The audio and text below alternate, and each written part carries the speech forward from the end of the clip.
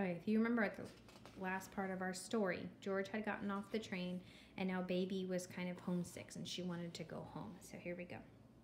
It was dark in Folksam. The station platform was empty. "Folksam," shouted the conductor. "Disembark for Folksam." Baby took hold of her suitcase. She stood. The conductor helped her down the metal stairs. And then the train pulled away and Baby was alone on the platform. Somewhere, hidden in some scraggly bush by the train tracks, a cricket sang. The song was high and sweet, and it made Baby feel even more lonely. She thought about the stars and how they sang to each other. She listened very closely, but she could not hear their music. She could only hear the lone cricket. "Baby!" someone shouted. Baby saw Eugenia and Stella walking toward her. Her heart thumped once, twice, 3 times. First it thumped in disbelief, Eugenia had come, and then it thumped in gratitude, Eugenia had come for her, and then finally it thumped with joy, Eugenia had come for Baby. "Baby Lincoln," called Stella, "we came to meet your train. I knew where you were going and what time you would arrive because I was the one who read the train schedule, and I thought it would be very bad if you got off the train and no one was here to meet you. Wouldn't that have been very bad?" And so Mr. Watson and Eugenia Lincoln and Mercy Watson and me drove all the way here. I navigated. I held the map, and Eugenia Lincoln was upset because she did not get to hold the map, and she was also upset because Mercy got to sit in the front seat. Mr. Watson and Mercy are waiting in the car, and you can hold the map on the way home if you want to, Baby Lincoln. "This is all just ridiculous," said Eugenia. "It is absurd. I can't believe we drove with a pig in the front seat to the middle of nowhere." "Oh, sister," said Baby, "I missed you so." Eugenia sniffed. She looked away. "Eugenia missed you back," said Stella. She jumped up and down. "She missed you and missed you and missed you." "It's true. It's all she could talk about. Where's Baby? We must find Baby. What will I ever do without Baby? I would be lost without Baby." That is what Eugenia said. "Is that true, sister?" said Baby. "Would you be lost without me?" "Perhaps," said Eugenia. She stared off at the horizon. "Tell her," said Stella.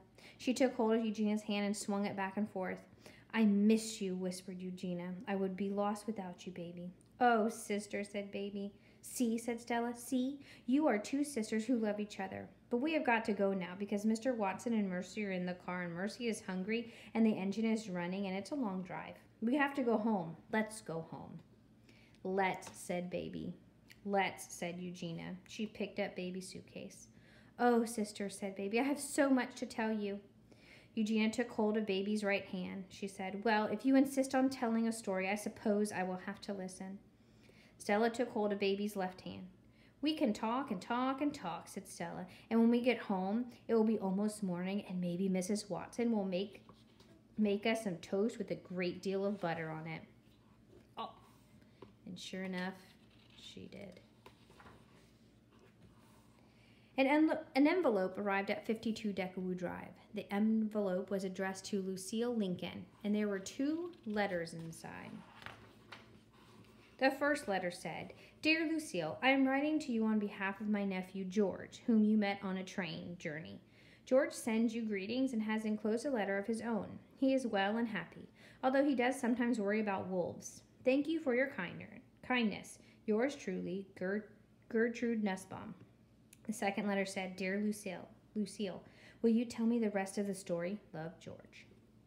Every morning began the very same way. Baby sat at the kitchen table and read the comics, all of them. She laughed. She blew her nose. When she was done with the comics, Baby got out a notebook and a pencil and worked at writing down the story of the good king named George and the great wizard called Caliban Darsh. She told a story of wolves and pear trees and singing stars, a story of good and evil and hope. Eugenia sat across the table from Baby and wrote her list of goals. The morning light came streaming into the kitchen. Baby wrote her story. She ate jelly beans as she worked. And her book is called The Necessary Journey by Lucille Abigail Eleanor Lincoln.